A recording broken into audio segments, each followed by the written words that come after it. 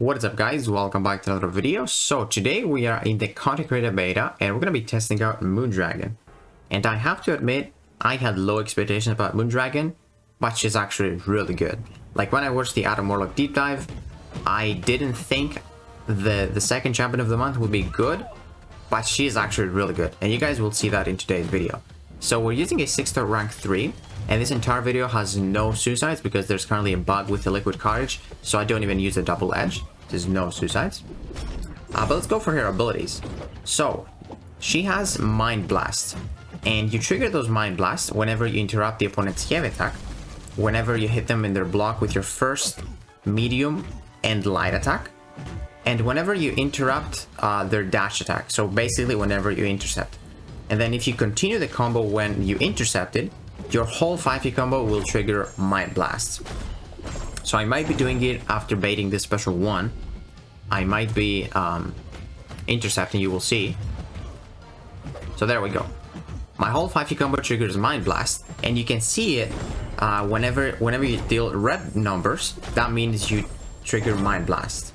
So every time you trigger Mind Blast, you will see that red damage, which is basically the energy damage coming from that Mind Blast. And then whenever you trigger Mind Blast, you gain a psionic charge, and you will see those are the 40 ones I have right there with the green timer, and those basically increase your critical damage. So the more you have, the more critical damage you deal. Like you will see some nice heavy attacks after the special 2, like I think at 27k, which also increased because of those energy vulnerabilities I have. You'll see some really nice damage.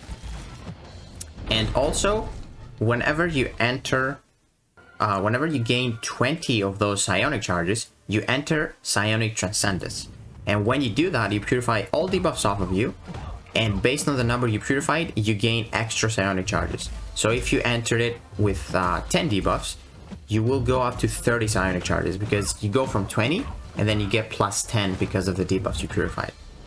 And also you inflict the opponent with 5 indefinite energy vulnerability debuffs, which increase your damage. Your attacks cannot be evaded when you're in psionic transcendence. And also, whenever you would inflict Mind Blast, you pause your psionic transcendence passive, as you will see. Like you'll see that pause timer, that is because I'm constantly triggering Mind Blast. And then when you trigger a Mind Blast while on psionic transcendence, you place an indefinite energy vulnerability debuffs on the opponent, which those cap at 25. And also your psionic transcendence, your psionic charges cap at 40. And they also pause whenever you throw a special attack or when the opponent throws a special attack. So you will see, man, this fight, I probably will keep my psionic transcendence like for the whole fight.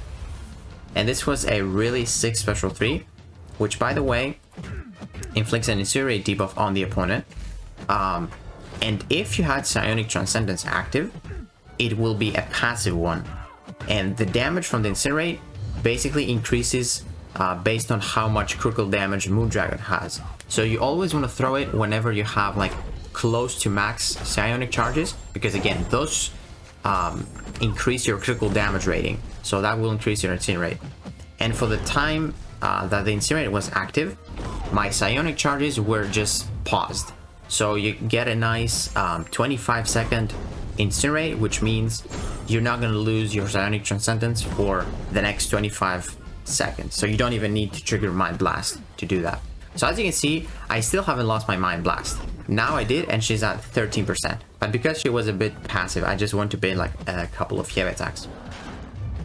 So on to her special 1.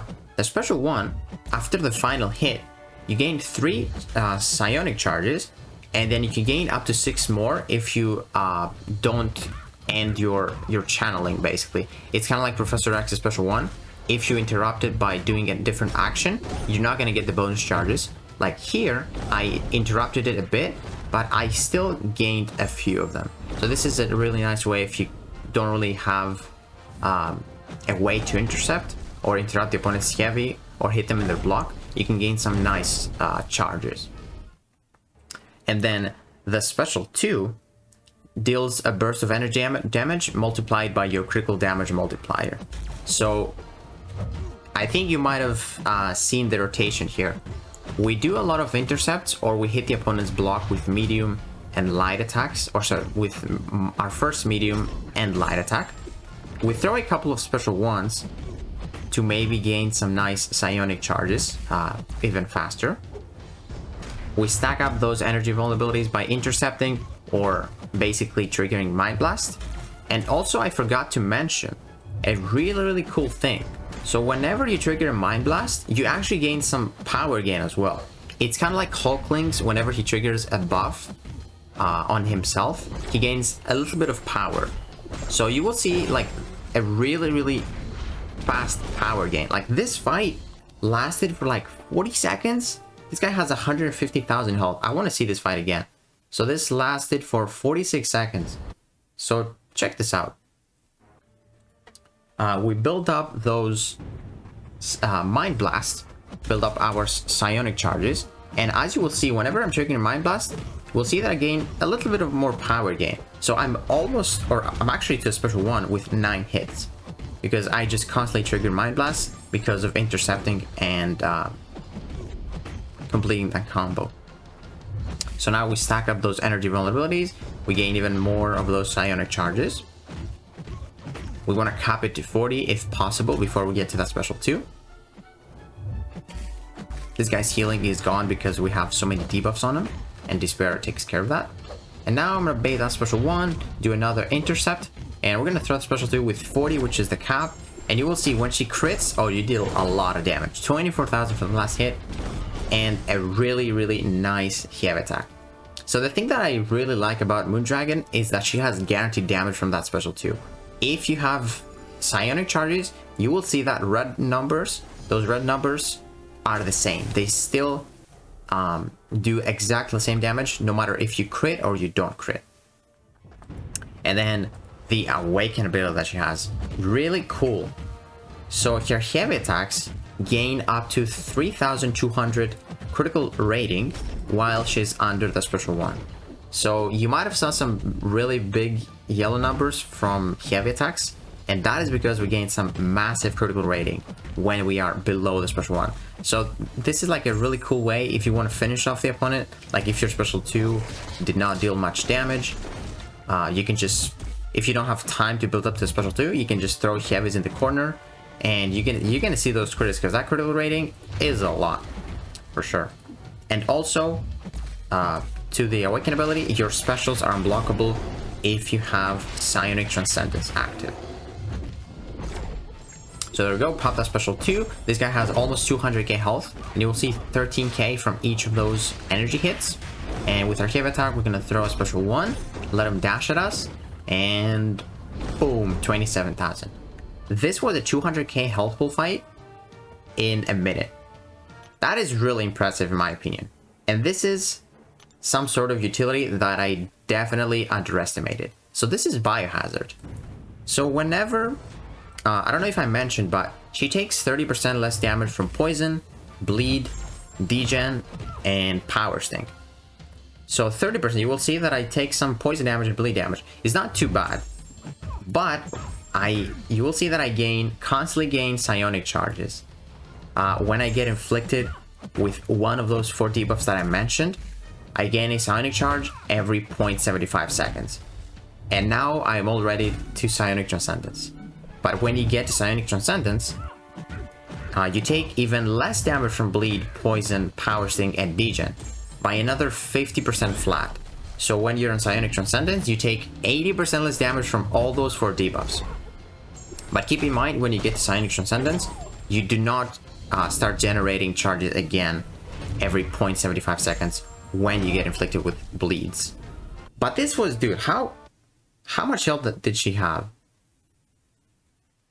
So she had 149,000 health, and she died so quickly, man, because we kept so we kept gaining those charges so fast. Like you will see in the next fight, that was 52 seconds by a 6-star rank 3 without suicides.